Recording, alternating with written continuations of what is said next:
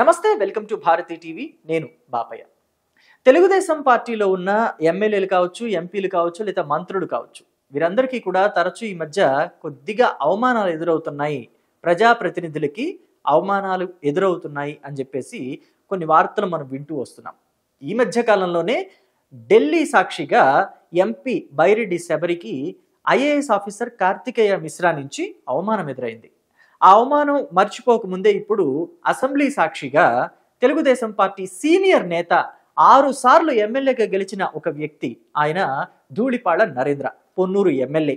ఈయన అసెంబ్లీలో ఉండగానే ఆయనకి మార్షల్స్ నుంచి అవమానం ఎదురైంది. సో కొంతలో కొంత బెటరు బైరెడ్డి శబరి ఎంపీగా ఉన్నారు. పైగా ఆవిడ మొదటిసారి ఎంపీ అయ్యారు. లోక్సభలో తెలుగుదేశం పార్టీకి ఒక్కగానొక్క మహిళా సభ్యురాలు. ఆవిడికి అవమానం ఎదురైంది. దాన్ని పార్టీలో ఉన్న పెద్దలు అంతా కూడా దాన్ని దృష్టి సారించారు. ఎవరిది తప్పు ఉంది ఏంటి అని చెప్పేసి దాని మీద ఎంక్వైరీ కూడా వేశారు. సో ఇది మర్చిపోక ముందే ఇప్పుడు ధూళిపాళ నరేంద్రకి ఏకంగా మార్షల్స్ నుంచి అవమానం ఎదురైంది. కొంతలో కొంత బైరెడ్డి శబరి విషయం అన్న ఒక ఐఏఎస్ ఆఫీసర్, సీనియర్ ఐఏఎస్ ఆఫీసర్తో గొడవ జరిగిందంటే అది చెప్పుకోవడానికన్నా బాగుంది.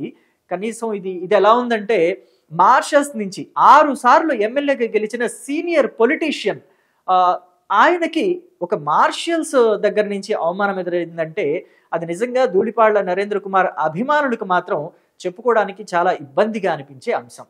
అయితే ధూళిపాళ్ల నరేంద్ర కుమార్ గారు మాత్రం ఇక్కడ చాలా హుందాగా వ్యవహరించారు, చాలా సంయమనం పాటించారు. అంటే ఆయన ఎక్కడా కూడా దీని గురించి బయట మాట్లాడే ప్రయత్నం కూడా చేయలేదు. ఈ విషయం నిన్న జరిగింది, అంటే 18వ తారీఖున జరిగింది. అసెంబ్లీ సెషన్స్ అయిపోయాక ఎమ్మెల్యేలు, మంత్రులు అందరూ బయటకు వస్తూ ఉంటారు. మీడియా పాయింట్ ఉంటుంది అక్కడ. ఆ మీడియా పాయింట్ దగ్గర మాట్లాడడం అనేది సర్వసాధారణం, ఎప్పుడూ జరుగుతూ ఉంటుంది. అసలు ఇక్కడ మాట్లాడే టైంలో మార్షల్స్కి ఏమైనా పని ఉంటుందా అంటే నిజంగానే ఎప్పుడు ఉంటుంది పని? ఏదైనా ఘర్షణ వాతావరణం జరిగినప్పుడు. మీడియా పాయింట్ దగ్గర ఏమైనా ఘర్షణ చోటు చేసుకుంటే, అంటే సాధారణంగా ఎమ్మెల్యేలు కావచ్చు, మంత్రులు కావచ్చు, విపక్షాల మీద పోరాటాలు చేసినప్పుడు విపక్షాల సభ్యులు లేదా స్వపక్షంలో సభ్యులు కూడా ఎప్పుడైనా పోడియం దగ్గరకు వచ్చినప్పుడో, లేకపోతే అసెంబ్లీ రూల్స్కి వ్యతిరేకంగా బిహేవ్ చేసినప్పుడు, నినాదాలతో అసెంబ్లీ సెషన్స్ని ముందుకు జరగనివ్వకుండా ఇబ్బందికరమైన నినాదాలు చేస్తున్నప్పుడు, సస్పెండ్ చేసిన ఎమ్మెల్యే ఇంకా అక్కడి నుంచి బయటకు వెళ్లకుండా అసెంబ్లీలోనే తిష్ట వేసుకుని కూర్చున్నప్పుడు మార్షల్స్ని పిలిపించి వాళ్ళని బయటికి పంపించే ప్రయత్నం చేస్తారు. సో అలాంటి మార్షల్స్ మరి ఎటువంటి అలజడి మీడియా పాయింట్ దగ్గర జరగకుండానే వాళ్ళకై వాళ్ళు వచ్చేసి మీడియా పాయింట్ దగ్గర అంతా వెళ్ళిపోవాలి, క్లియర్ చేయాలి, ఇక్కడి నుంచి ఎవరు అంటే ఇక్కడెవరు ఒక్క నిమిషం కూడా నిలబడకూడదు అని చెప్పేసి స్వతహాగా నిర్ణయం తీసుకుని అక్కడ ఉన్న వాళ్ళందరినీ బయటికి పంపించే ప్రయత్నం చేస్తున్నారంటే దీన్ని ఎలా చూడాలి అనేది కూడా ఇప్పుడు పెద్ద చర్చనీయాంశంగా మారింది. ఎందుకంటే మార్షల్స్ స్వతహాగా నిర్ణయం తీసుకున్నట్టుగా అక్కడ కనిపిస్తోంది. మార్షల్స్ ఎప్పుడైనా సరే ఒకవేళ అసెంబ్లీలో గొడవలు జరిగినా, మీడియా పాయింట్ దగ్గర గొడవలు జరిగినా ఎవరో ఒకళ్ళ ఆదేశాలు లేకుండా స్వతహాగా నిర్ణయం తీసుకునేది ఉండదు దాదాపుగా. మరీ ఇంకా ఎక్కువ గొడవలు జరిగిపోయి అసలు కొట్టుకునే స్థాయికి వస్తే ఇద్దరిని, 2 పక్షాలను కూడా వేరు చేసే అవకాశం అయితే ఉంటుంది వాళ్ళ చేతుల్లో. కానీ అసలు ఏ అలజడి జరగకుండా ఒక దగ్గర ఉన్న ఎమ్మెల్యేలు కావచ్చు, లేకపోతే మంత్రులు కావచ్చు, వాళ్ళందరినీ అక్కడి నుంచి పంపించేసేలాగా ఎవరు ఆదేశాలు ఇచ్చారు? ఎందుకు మార్షల్స్ అలా బిహేవ్ చేశారు అనేది మాత్రం ఇక్కడ పెద్ద చర్చనీయాంశంగా మారింది. పెద్ద ఎత్తున చర్చించుకుంటున్నారు కూడా. అయితే ఇక్కడ జరిగింది ఏంటంటే, అసెంబ్లీ సెషన్స్ అయిపోయాక ధూళిపాళ్ల నరేంద్ర కుమార్ గారు ఇంకొంతమందితో కలిసి అక్కడ మీడియా పాయింట్ దగ్గర మీడియా సమావేశం నిర్వహించారు. మీడియాతో మాట్లాడుతున్న క్రమంలో కొంతమంది మార్షల్స్ అక్కడికి వచ్చి వాళ్ళందరినీ అక్కడి నుంచి క్లియర్ చేసి, మీడియా వాళ్ళని అలాగే మిగతా వాళ్ళని కూడా అక్కడ క్లియర్ చేసి పంపించేస్తున్నారు. ఈ క్రమంలో అక్కడే ఉన్న ధూళిపాళ్ల నరేంద్ర కుమార్ గారి మీద కూడా చెయ్యి వేసి అక్కడి నుంచి పంపించే ప్రయత్నం చేశారట. అయితే ఇది లోకేష్ కంటపడింది. నరేంద్ర కుమార్ మీద చెయ్యేసి మార్షల్స్ అలాగా పంపించే ప్రయత్నం చేస్తున్న వాళ్ళని అడ్డుకున్నారు లోకేష్. అసలు ఆయన మీద చెయ్యేసే అర్హత మీకు ఎందుకుంది? ఎవరి ఆదేశాలతో ఆయన మీద మీరు చెయ్యేశారు?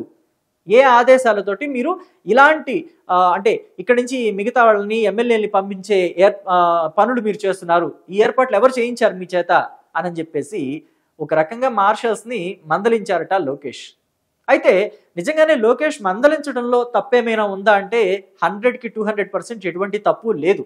ఎందుకంటే అక్కడ ఈ మార్షల్స్ ఎవరైతే ఉన్నారో వాళ్ళందరికీ కూడా ఎవరికి అక్కడ ఉన్న మార్షల్స్ ఎవరికీ కూడా అసెంబ్లీ లోపల నుంచి ఎటువంటి ఆదేశాలు రాలేదు.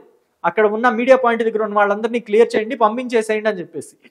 సో దీని మీద లోకేష్ కూడా సీరియస్ అయ్యారట. అసలు మార్షల్స్కి ఎవరిచ్చారు ఈ ఆదేశాలు, మార్షల్స్ ఎందుకు అలా బిహేవ్ చేశారు అనే దాని మీద కూడా ఎంక్వైరీ జరుగుతున్నట్టుగా తెలుస్తుంది. తప్పకుండా ఎవరైతే ఈ అత్యుత్సాహం ప్రదర్శించిన మార్షల్స్ ఉన్నారో వాళ్ళ మీద యాక్షన్ తీసుకునే అవకాశం కూడా ఉన్నట్టు తెలుస్తోంది. సో ప్రభుత్వం కూడా ఆలోచనలో పడిందట ఈ విషయంలో. ఎందుకని అధికారుడిలాగా స్వతంత్రంగా వ్యవహరించి ప్రజాప్రతినిధులకి అవమానాలు తెచ్చిపెడుతున్నారు, వారిని ప్రజల్లో కూడా పలుచన చేస్తున్నారు.